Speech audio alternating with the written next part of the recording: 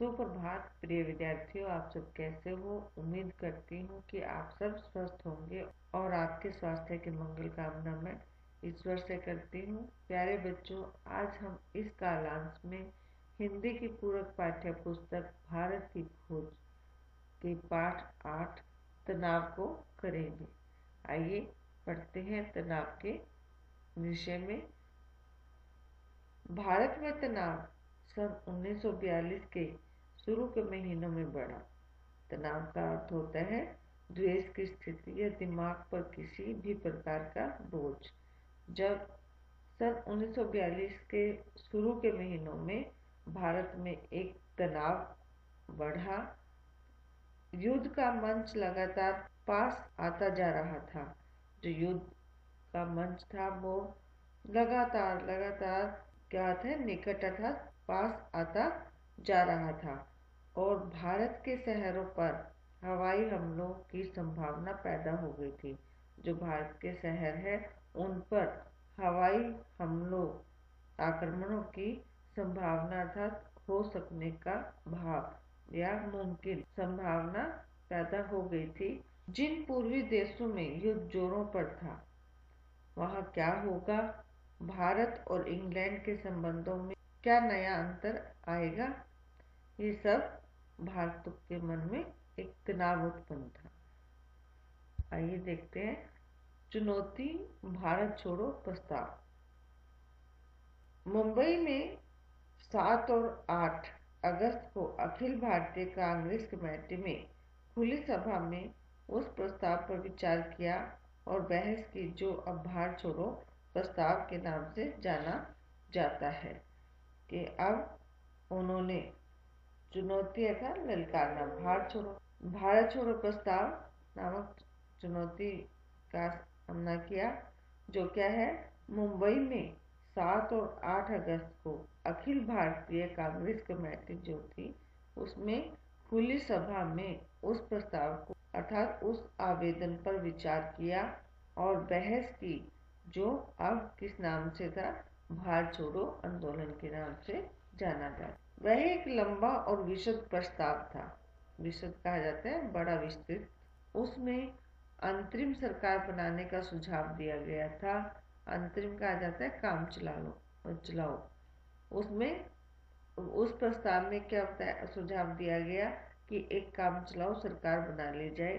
ऐसी सरकार जो मिली जुली हो, जिसमें सभी महत्वपूर्ण वर्गों के लोगों का प्रतिनिधित्व हो। अर्थात ऐसी सरकार बनाए जिसमें सभी विशेष वर्ग के लोगों का नेतृत्व हो अर्थात उनकी अगुवाई हो, और जिसका पहला काम होगा मित्र शक्तियों में सहयोग से भारत की सुरक्षा और अपनी सारी हथियारबंद और अहिंसक शक्तियों के साथ बाहरी हमले को रोकना। कांग्रेस कमेटी ने संसार की आजादी के लिए ब्रिटेन और संयुक्त राष्ट्र से फिर अपील की। कांग्रेस कमेटी ने संसार की आजादी के लिए किसे, ब्रिटेन और संयुक्त राष्ट्र से फिर प्रार्थना की, मांग की और इस बात की स्वीकृति अर्थात मंजूरी देना तय किया कि गांधी जी के अपरिहार्य अर्थात अति आवश्यक नेतृत्व में अहिंसात्मक ढंग से एक जन आंदोलन शुरू किया जाए। यह स्वीकृति उसी समय लागू होती जब गांधी जी ऐसा निर्णय लेते। अंत में कहा गया कि कमेटी कांग्रेस के लिए शक्ति हासिल करना नहीं चाहती। ताकत शक्ति जब भी आएगी तो भारत की सारी जनता की होगी। जब भी ये ताकत आएगी तो वह किसकी होगी, सारी भारत जनता की होगी।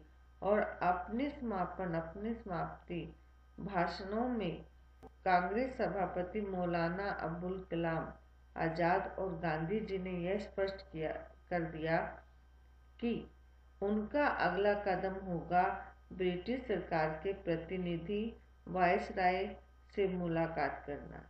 उन्होंने अपना अगला कदम क्या रखा कि ब्रिटिश सरकार के जो प्रतिनिधि वायसराय से मुलाकात करें और खास विशेष तौर पर संयुक्त